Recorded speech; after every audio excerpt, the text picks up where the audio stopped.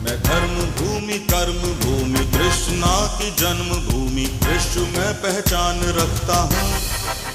मैं मथुरा हूँ, मैं मथुरा हूँ, मैं मथुरा हूँ।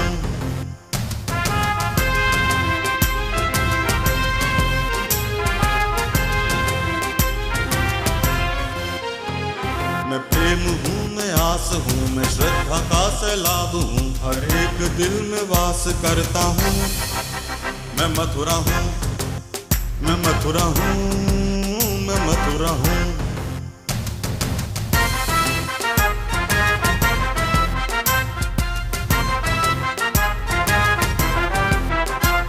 हरिदास हूँ, रस खान हूँ, मैं गीता हूँ, पुराण हूँ, मैं एकता का प्रमाण रखता हूँ।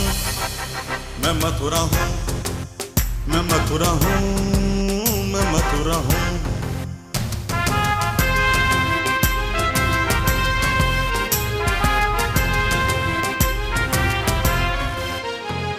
मैं न्याय हूँ, विश्वास हूँ, मैं दुखियों की आवाज हूँ, मैं कंसों का संहार करता हूँ। मैं मथुरा हूँ, मैं मथुरा हूँ, मैं मथुरा हूँ, मैं मथुरा हूँ। इंडिया न्यूज़ चैनल के 14 साल पूरे करने के उपलक्ष्य में मैं मथुरा हूँ कार्यक्रम का आयोजन किया जा रहा है। इसमें आज हमारे मध्य में मौजूद हैं इंद्र कुमार वशिष्ठ और साथ ही साथ ब्रज गोपाल शर्मा, जो वार से जुड़े हुए हैं, सम्मानित वार के पदाधिकारी हैं। सबसे पहले मैं परिचय दूंगा और इनके बारे में बताना चाहूँगा। इंद्र कुमार वशिष्ठ 1989 से वकालत के पेशे से जुड़े हुए हैं। 2003 में पहली बार वार एसोसिएशन के सचिव बने थे। इसके बाद 2012 में वार एसोसिएशन के अध्यक्ष बने और 2016 में एक बार फिर वार एसोसिएशन के अध्यक्ष बनने का आपको मौका मिला था। वहीं हमारे साथ स्टेज पर मौजूद हैं ब्रज गोपाल शर्मा। 1984 में आपने वकालत शुरू की। 1994 से बीएसए कॉलेज में लॉ के बाद लेक्चरर के पद पर आप तैनात रहे। इसके बाद 1999 में वार एसोसिएशन के आप सचिव बने और इसके बाद 2011 में वार एसोसिएशन मथुरा के आप अध्यक्ष निर्वाचित हुए। 2017 में एक बार फिर से आप वार के अध्यक्ष बने। बचपन से जनसंघ का झंडा लहराते हुए आपने बीजेपी के पार्टी में सक्रिय रूप से कार्य किया था। मेरे साथ में मौजूद हैं मेरे साथी योगेश खत्री। मैं उनसे कहूंगा कि वो जो है शुरुआत करें इस स्पेशल टॉक शो की।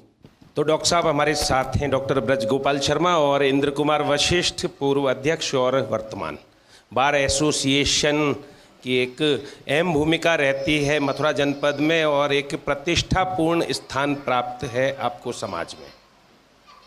आपका जब चुनाव होता है तो बड़ा एक रोचक नज़ारा देखने को मिलता है जब बार के वर्तमान और निवर्तमान पदाधिकारी हों, तो जाहिर सी बात है कि अधिवक्ताओं और उनसे जुड़ने वाले वादकारियों और तमाम अन्य संबंधित लोगों से जुड़ी हुई बातों की बात होगी, हर खासो आम की बात होगी, हर सवाल उठाया जाएगा, हर मुद्दा उठाया जाएगा। और यहाँ पर बार एसोसिएशन के वर्तमान सचिव भी हैं त्रिलोक चंद्र शर्मा और संयुक्त सचिव भी मौजूद हैं मनोज शर्मा और साथ ही हमारे पैनल के डॉक्टर सत्यदेव आजाद भी गंभीरतापूर्वक सुन रहे हैं और अनूप शर्मा भी यहाँ पर मौजूद हैं सामाजिक संस्थाओं से जुड़े हुए और तमाम अन्य हमारे अतिथिगण हैं।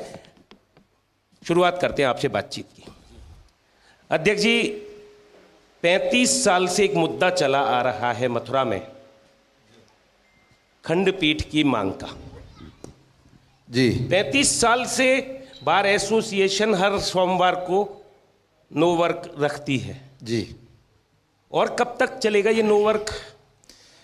खत्री जी, पहले मैं आपको अधिवक्ताओं की भूमिका के बारे में अवगत कराना चाहता हूँ।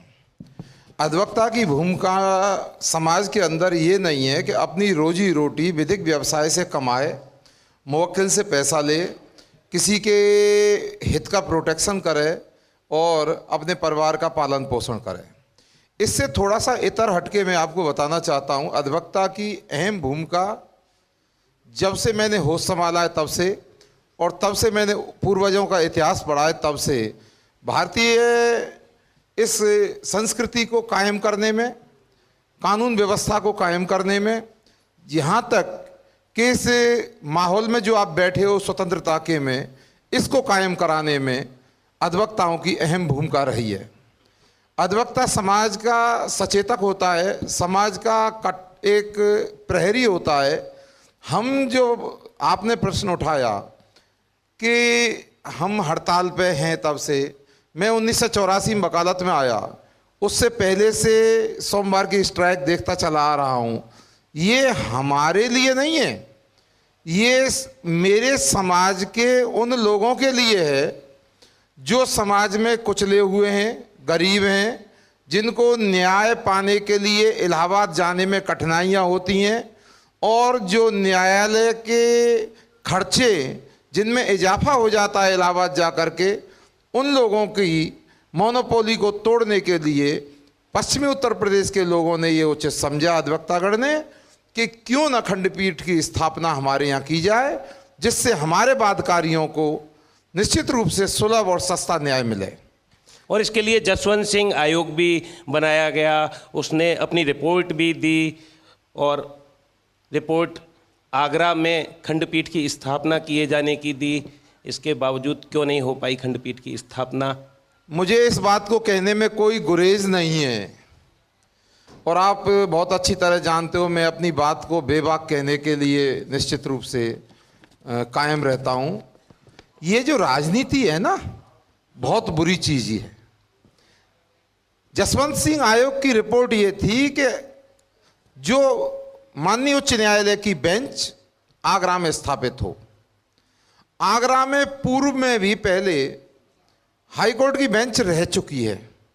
आगरा सेंटर में पड़ता है, आगरा से कंट्रोल हो सकता है, लेकिन ये बात मैं पहली बार सुन रहा हूं कि आगरा में पूर्व में हाईकोर्ट की बेंच रह चुकी है। Yes, 1800 something. वशिष्ठ जी, स्वतंत्र होने से पहले, अच्छा, स्वतंत्रता से पहले हाईकोर्ट रहा है, बेंच नहीं, हाईकोर्ट रहा है आगरा में। हाई कोर्ट आगरा में रहा है। Yes. ये तो वास्तव में एक ज्ञान की बात है हमारे सभी दर्शकों के लिए कि हाई कोर्ट आगरा में रहा है, और आज हाई कोर्ट की बेंच के लिए हम 35 साल से संघर्ष कर रहे हैं। बेंच के लिए तो ये क्या कहेंगे कि मादा नहीं है मथुरा के अधिवक्ताओं में अपनी जीत हासिल करने का, अपनी लड़ाई को जीतने का?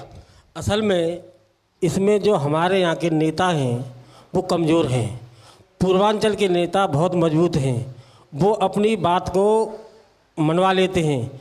तब के हमारे यहाँ के मुख्यमंत्री कल्याण सिंह जी रहे थे, जो वेस्टर्न यूपी से ही थे। मायावती भी वेस्टर्न यूपी से ही रही हैं। और एक हमारे यहाँ ये लड़ाई और शुरू हो गई है आगरा और मेरठ में। मेरठ वाले कहते हैं कि मेरठ में बने, आगरा वाले कहते हैं कि आगरा में बने, जबकि जसवंत सिंह आयोग ने सिफारिश आगरा की थी। अब ये लड़ाई और चल रही, इससे भी हमें नुकसान हो रहा है। आपने ये बात कभी जोर से नहीं उठाई कि पूर्व में जब यहाँ पर हाई कोर्ट रही है तो अब खंडपीठ तक क्यों नहीं?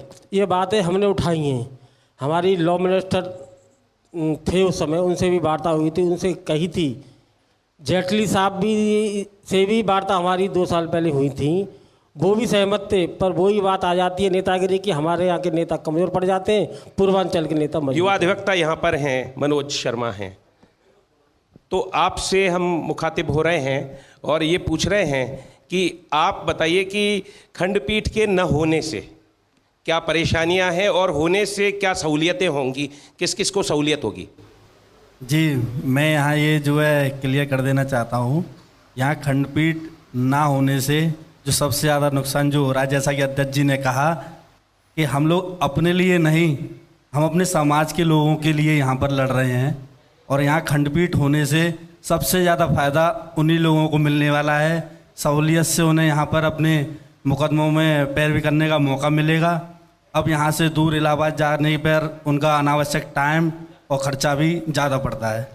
और यहीं पर आपके बराबर में सेक्रेटरी साहब मौजूद हैं। सेक्रेटरी साहब, क्या लगता है आपको वादकारियों को अपने अधिवक्ताओं पर भरोसा नहीं है, इसलिए वो साथ नहीं देते हैं बार एसोसिएशन का, और बार एसोसिएशन केवल एक औपचारिकता सी निभाती आ रही है और उसे निभा रही है? दरअसल सक्रिय भूमिका इसमें नहीं निभाई गई। इस वजह से ऐसा नहीं है वादकारियों को कभी साथ लेने का प्रयास ज़्यादा नहीं किए गए, ऐसा मैं मानता हूँ। पहले हमारे दोनों अध्यक्ष जी बैठे हुए हैं, 2 बार अध्यक्ष रह चुके हैं और सचिव भी रह चुके हैं। लेकिन वादकारियों को या फिर जनता को, पब्लिक को अपने साथ लिए जाने का कभी आह्वान ऐसा हुआ नहीं, अन्यथा वो भी साथ देगी यहाँ की जनता।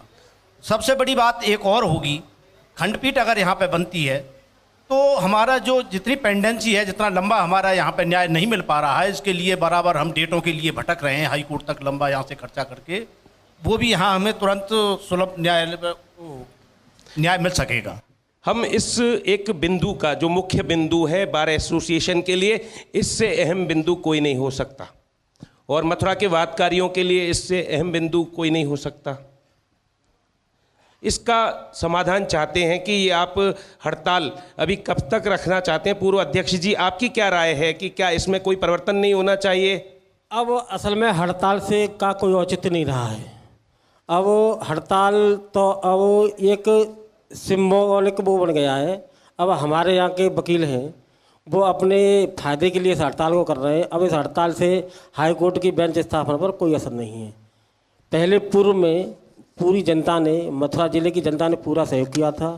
मथुरा अभूतपूर्व बंद रहा था, हजारों की संख्या में हम लोगों ने जुलूस भी निकाले थे। जी, ये बात सही है आपकी। मुझे लग रही है कि कुछ समय के लिए वादकारियों ने सहयोग दिया होगा, या मुझे ऐसा पता है, जैसा अभी कह रहे थे सेक्रेटरी साहब, कि आह्वान ही नहीं किया। मुझे तो लगता है कि आह्वान किया गया, लेकिन शायद साथ नहीं दिया गया वादकारियों के द्वारा। आप कह रहे हैं कि बाजार बंद रहे हैं, ये थोड़ा सा मुझे याद नहीं आ रहा है, पुरानी बात होगी, कभी मेरे सामने भी हुई होगी। हाँ, करीब 10-12 साल पहले मथुरा पूरा जिला बंद रहा था, देहात भी बंद रहे थे। देहात से बहुत लोग आए थे, करीब 10-20 हज़ार की संख्या में जुलूस भी निकले थे। एक बार ऐसा कुछ हुआ था, लेकिन वो कुछ एक रोज के लिए हुआ था, मुझे याद ना महीनों चला था, कई महीनों चला था। अब असल में सब लोग टूट चुके हैं। हाँ। इस हड़ताल से, अपनी मांग से, करीब 30 साल पुरानी, 30 से भी ज़्यादा साल पुरानी मांग है। अब लोगों को ये लगने लगा है कि अब इससे कुछ होगा नहीं।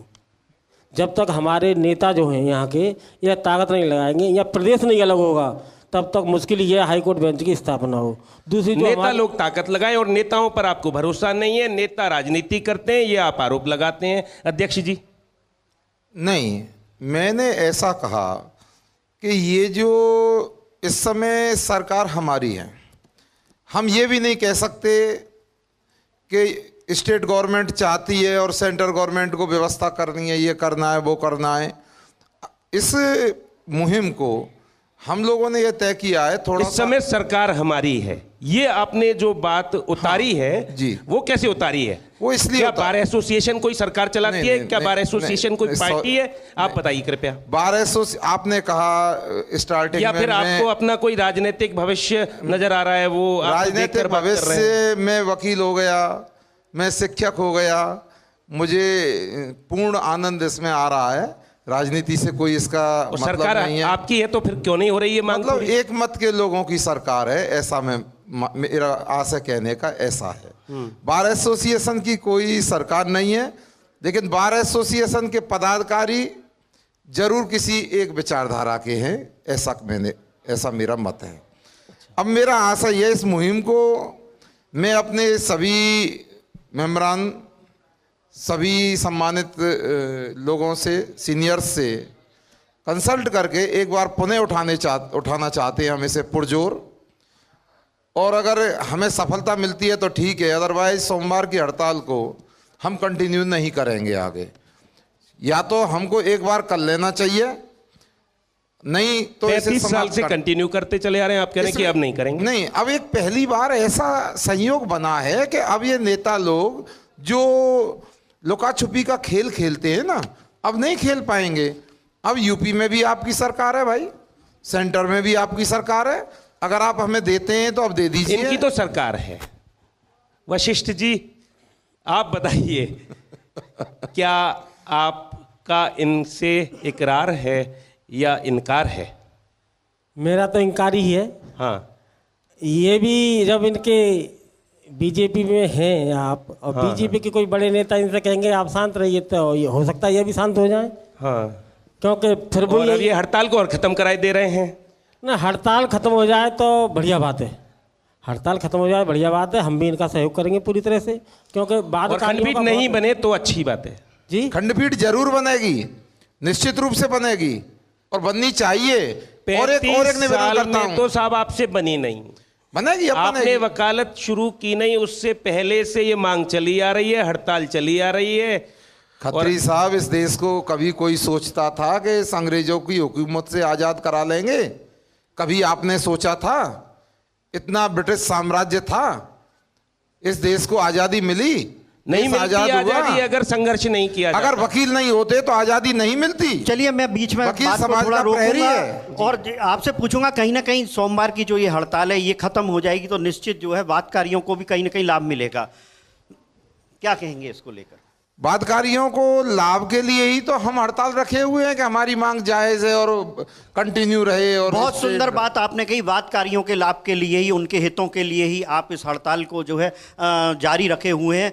एक छोटा सा हम ब्रेक लेंगे। मैं हूं मथुरा का एक्सक्लूसिव टॉक शो, जिसमें कि आप देख रहे हैं हमारे मध्य में मौजूद हैं वार के पूर्व अध्यक्ष इंद्र कुमार वशिष्ठ और साथ ही साथ वार के वर्तमान अध्यक्ष ब्रज गोपाल शर्मा। एक छोटे से ब्रेक के बाद हम लौटते हैं, देखते रहें नियो न्यूज़। मैं मथुरा हूँ, मैं मथुरा हूँ, मैं मथुरा हूँ, मैं मथुरा हूँ, मैं मथुरा हूँ, मैं मथुरा हूँ। मैं मथुरा हूँ के इस एक्सक्लूसिव टॉक शो में आपका फिर से स्वागत है। हमारे मध्य में मौजूद है मथुरा बार एसोसिएशन के अध्यक्ष ब्रज गोपाल शर्मा और बार के पूर्व अध्यक्ष इंद्र कुमार वशिष्ठ जी, और उनके साथ चर्चा करेंगे हमारे साथी योगेश खत्री।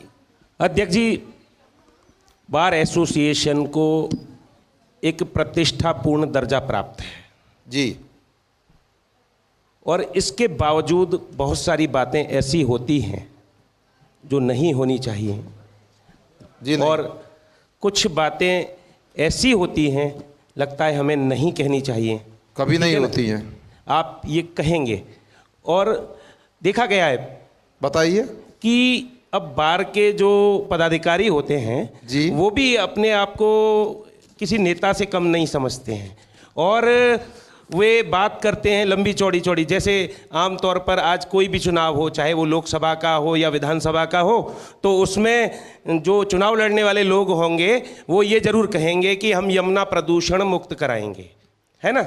और जैसे ही चुनाव जीत जाएंगे वो यमुना प्रदूषण को भूल जाएंगे और यमुना जी की तरफ देखना भी भूल जाएंगे। और इसी तरह से अब बार एसोसिएशन के लोग भी करने लगे हैं। जब भी चुनाव जीतेंगे पहले तो अपना कई जगह सम्मान कराएंगे, फूल मालाएं चढ़वाएंगे और यमुना जी पर पूजन करने जाएंगे और ये कहेंगे कि हम जन जन की पीर हरेंगे और जो यमुना प्रदूषण है इसको दूर कराएंगे, लेकिन करता कोई कुछ नहीं है। नेता हो गए आप। खत्री साहब, आपने ऐसा कहा कि बार एसोसिएशन के जो पदाधिकारी होते हैं वो अपने आप को नेता से कम नहीं समझते हैं।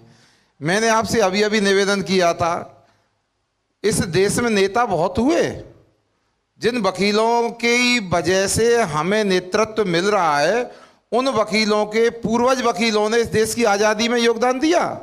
वो कहाँ उन्होंने सक्रिय भूमिका नहीं अदा की, आप मुझे बताइए। अरे साहब, वकीलों ने नहीं, समाज के हर वर्ग ने योगदान दिया। छोटे छोटे रिसाले, छोटे छोटे समाचार पत्र आजादी की लड़ाई का हिस्सा हो गए थे। वकील भी आज हम उसमें जीवन की हिस्सा थे। सच्चाइयों का हिस्सा नहीं है। वो वकील भी हिस्सा थे जिन उसमें। चीजों का हमें हिस्सा होना चाहिए, जिन बातों को हमें उठाना चाहिए, क्या नहीं उनका उठाई? हिस्सा हम नहीं। हम बात उठाते हैं रेगुलर। जी, आपने जमुना जी के प्रदूषण की बात कही। मैं मथुरा हूं कार्यक्रम आपका चल रहा है। गिरिराज जी और जमुना जी के बिना ब्रज का कहीं अस्तित्व नहीं है, एग्जिस्टेंस नहीं है। जमुना जी निश्चित रूप से प्रदूषण मुक्त होनी चाहिए। हमारे पास कोई ऐसा फंड नहीं है। हम अपनी इच्छा शक्ति से, हम अपनी कर्तव्य निष्ठा से, हम अपने शारीरिक बल से कुछ कर सकते हैं। और बहुत सा फंड आया, लोगों ने किया, लोग उसमें काम कर रहे हैं। मैंने सुना है कि बहुत कुछ एनजीओज में भी रुपया आया, उस एनजीओ के रुपये को लोगों ने खर्च किया। क्या नहीं किया, मुझे तो कुछ प्रदूषण मुक्त जमुना जी होती दिखाई नहीं दी। और आप ये कहते हैं कि जब ये मोर्चा संभालेंगे, ये खोलेंगे, जमुना जी को कराएंगे। ऐसे स्लोगन्स वकील के जो इलेक्शन में कैंडिडेट होते हैं ऐसा स्लोगन्स नहीं देते हैं। जमुना जी में आस्था है, वो अपनी विजयश्री के लिए जमुना जी का पूजन करते हैं, श्री गिरिराज जी का पूजन करते हैं, कोई बांके बिहारी का करता और ये है। कहते हैं कि हम अधिवक्ताओं के ही नहीं वरन आम जनमानस के हितों की रक्षा करेंगे, लड़ेंगे। यस। पूर्व अध्यक्ष जी आप बताइए यहाँ पर क्या मैं गलत कह रहा हूँ? बिल्कुल दिल से बताइए। आप बिल्कुल सही कह रहे हो। हमारी भावना भी यही है, पूरे मथुरा जिले की भावना ये है कि जमुना जी स्वच्छ रहें। हम भी जाते हैं और जमुना जी के जो भी आंदोलन हुए सभी वकीलों ने बढ़ चढ़ कर हिस्सा लिया है। दिल्ली तक गए थे हमारे यहाँ के बहुत वकील, वहाँ भी हुआ था और उसका असर भी पड़ा है। एक जो गंगा जी के साफ करने की मुहिम चली है उसमें भी जमुना जी के साथ भी चल रहा है। हमारे यहाँ के गोपेश्वर जी बैठे हैं, इन्होंने भी हाई कोर्ट में रिट की थी जमुना जी के लिए, आज भी लड़ रहे हैं। हम इनके साथ हैं पूरी तरह से और रहेंगे। गोपेश्वर नाथ जी की तरफ आपने मेरा ध्यान आकर्षित कर दिया, तो गोपेश्वर नाथ जी का इसमें इन्वॉल्वमेंट कराना बहुत आवश्यक हो जाता है। गोपेश्वर नाथ जी आप बिल्कुल सच बोलने के लिए माहिर हैं, है ना, और कड़वा कड़वा बोलते हैं। इस बार पता नहीं कैसा बोलेंगे, क्योंकि हाल ही में आपकी भी सरकार आ गई है और ये तो कह ही चुके हैं कि हमारी सरकार है। तो हमको आपसे सच्चाई की दरकार है। आप सच बात बोलिए कि क्या आपके संघर्ष में जो यमुना के शुद्धिकरण के लिए आपने याचिकाएं आदि की हैं, उनमें कभी बार एसोसिएशन का आपको सहयोग मिला? बिल्कुल सच सच बताइएगा आप, और आपसे सच्चाई की हम अपेक्षा रखते हैं। ऐसा है कि बार एसोसिएशन के ना हमने कभी कोई अपेक्षा भी नहीं की, लेकिन इनके जो लॉयर्स हैं, जो सिविल को जो है लॉयर्स हैं, महेश चतुर्वेदी जी वगैरह आदि आदि, उनसे जब भी कोई अपेक्षा की किन्हीं एप्लीकेशन बनवाने के लिए, रेवेंडर बनवाने के लिए, तो उनने मदद जरूर की और कभी कोई मना फीस ली नहीं ली? नहीं नहीं, बार से जब भी जो सहयोग हो नहीं, उसके लिए बार एसोसिएशन तत्पर है। नहीं, आपको जो सहयोग आपके सामने कह रहे हैं कि बार एसोसिएशन ने सहयोग किया। नहीं, कई बार आप ऐसा करते हैं। एक बार हमें भी वाकया याद है कि एक बार एक छाता की एक युवती के साथ दुराचार हो गया था। दुराचार हुआ था, ठीक है ना, विदर्भी लोगों ने किया था। हाँ, अब आप इन बातों को न करें। दुराचार हुआ था और उसका केस आपने हमारे अनुरोध पर निःशुल्क लड़ा था और 2 मुलजिमों को उसमें सजा भी हुई थी 10-10 साल की, है ना, जेल में है। छाता के शेरगढ़ शाही मोहल्ले का वो प्रकरण था। जी। लेकिन हम आपसे पूछेंगे कि आज ये क्या हाल हो गया है बार एसोसिएशन का? इतना खर्चा होता है इस चुनाव में और क्या क्या नहीं चलता है इस चुनाव में। आपसे तो, आपकी तो सरकार है, आपसे मैं कुछ नहीं कहूँगा, आपसे मुझे नहीं दरकार है, आपसे ही चाहिए इनकार है। ऐसा है, मैं 3 चुनाव लड़ा हूँ और सेक्रेटरी रहा हूँ, 2 बार प्रेसिडेंट रहा हूँ। मेरा तो खर्चा होता नहीं है कभी भी, ना मैंने कोई खर्चा किया है। पब्लिक हमारे वकील हैं, साथ ही पसंद करते हैं, चुन लेते हैं। और हमारे यहाँ ना तो कोई ऐसा फंड है कमाने का, केवल वकीलों फंड क्यों नहीं है साहब? आप जो है एक 2 रुपए के कागज के, अब कितना रुपया चल रहा है वकालतनामे का, वो ले लेते हैं और आप ये कहते हैं कि ये कार्य ऐसे नहीं होगा, ये कार्य ऐसे नहीं होगा। सारे कार्य तो आप करा रहे हैं। असल में संस्था चलाने के लिए खर्चे की जरूरत पड़ती है और हम बाद कार्यों के लिए सब कर रहे हैं। कचहरी पर आरओ का वाटर प्लांट लगे हुए हैं, 2 लाखों रुपए साल का खर्चा आता है। बादकारी भी पीते हैं, आप भी पानी उसको पीते होंगे जाके, तो वो खर्चा उसी में से चलता है। हमारी बात का जवाब नहीं आया। कौन सा वाला? खर्चा बहुत होता है और तमाम अनैतिक साधनों का प्रयोग होता है बार एसोसिएशन के चुनाव में। और जब कोई खर्चा नहीं होता, मैं वहां पर कवरेज करने जाता हूं रात्रि में तो मेरा दिल रोता है। नहीं, आप गलत कह रहे हैं। आप निश्चित विद्वान कहलाते हैं, लेकिन इसके बावजूद वहां पर जो परिदृश्य उत्पन्न होता है, कोई खर्चा नहीं होता है, वो नहीं होना चाहिए। आप कृपया, अभी मैं पूर्व अध्यक्ष जी, चूंकि मैं तुम्हारी आपने एक इतिहास रचा है जिनके खिलाफ कोई चुनाव नहीं लड़ रहा था, कई प्रत्याशी मैदान से हट गए थे, आप लड़े और फिर जीते भी। और आपके बारे में थोड़ा सा इस तरह की चर्चा भी है कि आपने जो चुनाव लड़ा उसमें खर्चा हुआ तो होगा ना के बराबर। निश्चित रूप से मैं कहना नहीं चाह रहा, आप समझ जाओ बस। मेरे चुनाव में इशारों की बातें, इशारों में ही कह रहा हूँ। जो भी ऐसे अभी हम घेचा की बात कर रहे थे तो बहुत सारे लोग नहीं समझ पाए। जो भी आप गलत चल रहे हो, गलत रास्ते पे जा रहे हो। मेरे बारे में कचहरी में कोई नहीं कह सकता इस बारे में। आपके बारे में तो मैं कह रहा हूं कि आपका खर्चा सबसे कम हुआ, इसीलिए आपसे पूछ रहा हूं, इसीलिए आपसे ये चाह रहा हूं कि आप सच्चाई बताएं कि हाँ जो कुछ होता है वो गलत होता है, हाँ, गलत उसको होता है, नहीं मैं होना कहता- चाहिए। हमारा किसी पर कोई कटाक्ष करने का इरादा नहीं है। मैं कहता रहा मतलब वही कह रहा हूँ, हमारा एक आईना दिखाने स्वीकार का करता इरादा है हूं। कि आप देख लीजिए ये होता दाग है। है, चाहे तो मिटा लीजिए। एक मिनट होता है, मैं भी बीच में बोलना चाहूंगा। हमारे पैनल के जो वरिष्ठ साथी यहाँ पर मौजूद हैं, सत्यदेव आजाद जी, मैं उनसे भी अनुरोध करूंगा, जैसा कि अभी यहाँ पर जो खर्चे की बात आई है उसको लेकर क्या कुछ कहना चाहेंगे, क्या आप समर्थन करेंगे इस बात का? देखिए, ये बात तो सही है कि चुनाव में खर्चा कम से कम होना चाहिए। अभी जैसे खत्री ने कहा कि हमने इशारों में कह दिया, तो हर एक आदमी ने कुछ ना कुछ उसका अपनी तरह से अर्थ लगाया। जहाँ तक इस बात का है कि हाँ, एक वकील, मैं इस बात से सहमत हूँ कि वो समाज का सच्चा प्रहरी होता है और वो समाज के हित के लिए ही कार्य करता है। जहाँ तक इसका बात है कि 35 साल से चली हुई हड़ताल और अभी तक भी नहीं ख़त्म हुई है, वो मैं समझता हूँ कि इसमें ज़रूर कहीं ना कहीं वकीलों का भी इसमें स्वार्थ है कि जो वो कोशिश इसको अपने अच्छी तरह से, सजगता से, सक्रियता से इसको पूरा नहीं कर पा रहे हैं। राजनीति से इसका कोई मतलब नहीं है, इसको मतलब ही नहीं है। वैसे ही न्यायपालिका हमारी अलग है। कुछ कहना चाह रहे बहुत ही हैं? सुंदर आपने बात की। यहाँ पर स्वार्थ कहीं ना कहीं इसमें जोड़ दिया, हालांकि आपने इसको राजनीति बताया था, लेकिन इस पर जी क्या मैं कुछ निवेदन कहेंगे? करता हूं बाबूजी, इसमें थोड़ा सा मामला मैं आपको एक्सप्लेन करता हूं। माननीय उच्च न्यायालय की बेंच अगर पश्चिमी उत्तर प्रदेश में आती है, बड़े खुले हृदय से मैं कहता हूं पूरब के अधिवक्ता निश्चित रूप से जमीन पर आ जाएंगे। वो जैसे ही बेंच की बात चलती है वो तुरंत वहां हड़ताल करते हैं, मरने मारने को आमादा हो जाते हैं, माननीय उच्च न्यायालय को चलने नहीं देते हैं, कोई कार्रवाई को आगे बढ़ने नहीं देते हैं, और वहां जो पूर्वी राजनीति है वो निश्चित रूप से हावी हो जाती है। उनकी हड़ताल को खोलने के लिए वहाँ के जो सीजे हैं वो भी उनको आश्वासन देते हैं कि हम अभी प्रस्ताव नहीं मैं भेजेंगे। देख रहा हूँ, अभी मैं देख रहा हूँ एक और बार एसोसिएशन है, अभी मैं देख रहा हूँ एक और बार एसोसिएशन है, दूसरी ओर सिविल लॉयर्स फोरम के सचिव रहे अभी कुछ समय पूर्व तक, बल्कि ये कहूँ कुछ दिन पूर्व तक राकेश तिवारी आ चुके हैं जो द्वारकाधीश मंदिर के मीडिया प्रभारी भी हैं।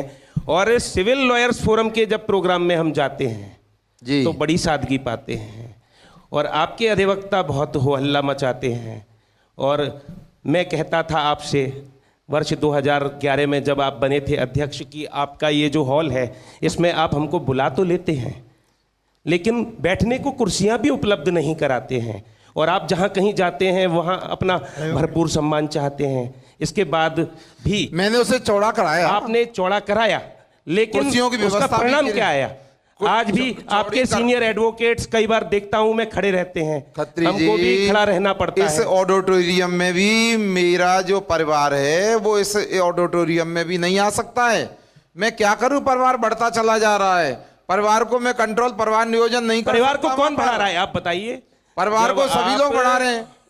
जो मेरे पास कोई ऐसी नीति हो कि मैं परिवार नियोजन कर दूं, नॉन किसी को नहीं प्रैक्टिशनर्स आने को दूं, आप अपने यहाँ भर्ती कर लेंगे, उनको अपनी सदस्यता दे देंगे। जो वकालत कर नहीं रहा है, परचूनी की दुकान चला रहा है, उसको आपने वकालत में अपने यहाँ दर्ज कर लिया। हॉल में तो प्रैक्टिशनर एडवोकेट ही आते हैं जो कार्यक्रम में, सभी जो एनपीज हैं, मैं मानता हूं खुले हृदय से नॉन प्रैक्टिशनर हमारे यहाँ हैं, लेकिन उन कार्यक्रम में नॉन प्रैक्टिशनर्स प्राय कभी भी अपना हस्तक्षेप न करते हैं, ना अपनी उपस्थिति दर्ज कराते हैं।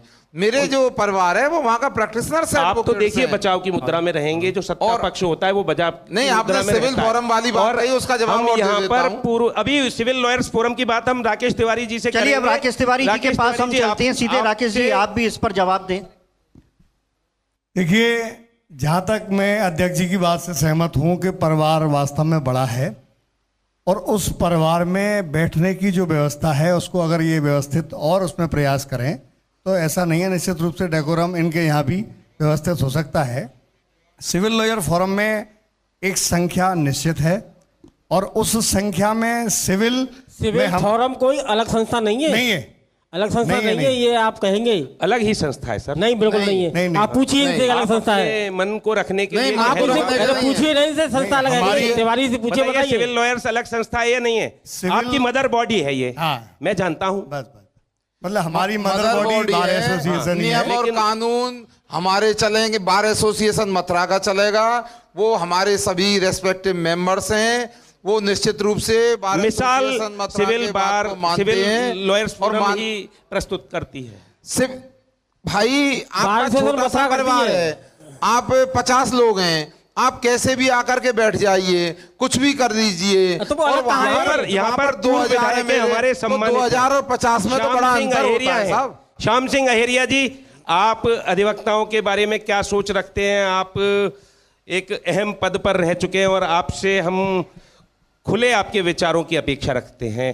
ये अधिवक्ताओं के बारे में मेरा ये कहना है कि जो समाज में इन लोगों का कार्य है, उनके बिना लोग अपनी बात अदालत में नहीं कह सकते, और बाकायदा जो भी अदालत में बात कहते हैं जनता के हित में कहते हैं। जो व्यक्ति इनके पास जाता है, ऐसा कहना तो गलत है अहेरिया जी कि इनके बगैर अपनी बात नहीं कह सकते हैं। खत्री साहब, मैं अब आपको 2 मिनट दीजिए, एक्सप्लेन करता हूं। जी करिए। किसी ऐसे साधु, बहुत ही नपे तुले शब्दों में अपनी बात को कहिएगा। बहुत ही नपे तुले शब्दों में। समय कोई व्यक्ति ऐसा विरक्त हो उसकी तो कहता नहीं। आपसे लेकर, मोची से लेकर और प्रधानमंत्री तक प्रत्येक व्यक्ति को अधिवक्ता की आवश्यकता होती है। अधिवक्ता कभी किसी के खिलाफ नहीं होता है, अपने मुवक्किल के हित को प्रोटेक्ट करता है, उसकी बात को करता है। वो ये नहीं चाहता कि खत्री मुकदमा हार जाए, वो ये चाहता है कि मेरा मुवक्किल मुकदमा जीत जाए। कई बार नूरा कुश्ती भी चलती रहती है। नेवर, कभी नहीं। आप अदालतों में तो लड़ते रहते हैं 100% गलत। और शाम को मिलते रहते हैं। नहीं, वो शाम को हम भाई हैं, हम तो मिलेंगे साहब। और फिर कहते रहते हैं कि यार तुम अपने वाले को टहलाते रहो, एडजॉर्नमेंट नहीं, शाम को मुकदमों पे कोई चर्चा नहीं होती है। ऐसा 34 साल में मेरे जीवन में नहीं आया कभी, न मैंने ऐसा अब ये बता दीजिए, चलिए आप ही बता दीजिए, आप तो सत्ता में हैं, सरकार आपकी है, आप बता दीजिए क्या क्या और सुधार की गुंजाइशें, कुछ तो स्वीकार कीजिए। पूर्व अध्यक्ष जी इंद्र कुमार वशिष्ठ जी, आप तो कुछ अपने व्यक्तित्व का परिचय दीजिए, इनसे दोस्ती मत निभाइए। असल में बहुत ही कम समय में आप अपनी बाहरी लोगों का प्रवेश बंद करना पड़ेगा कचहरी परिसर में। ये तो वो बंद हो जाएगा तो बहुत सुधार आ जाएगा। और अपने जो युवा अधिवक्ता है उनको शिक्षित करना पड़ेगा। युवा अधिवक्ताओं को शिक्षित करना पड़ेगा। असल में संस्कारों में भी कमी आ रही है हमारे यहाँ। हाँ।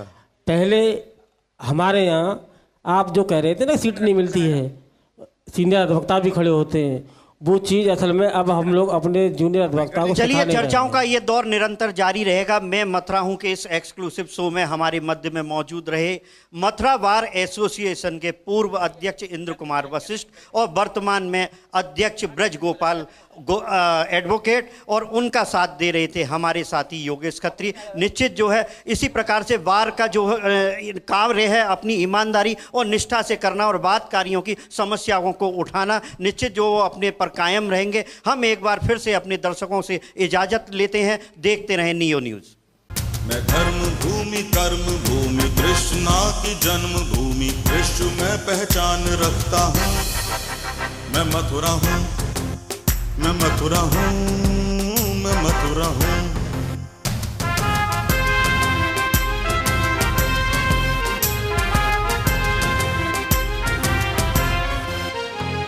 मैं प्रेम हूँ, मैं आस हूँ, मैं श्रद्धा का सैलाब हूँ, हर एक दिल में वास करता हूँ। मैं मथुरा हूँ, मैं मथुरा हूँ, मैं मथुरा हूँ।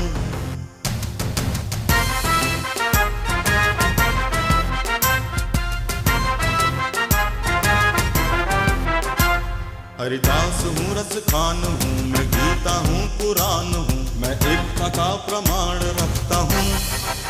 मैं मथुरा हूँ, मैं मथुरा हूँ, मैं मथुरा हूँ।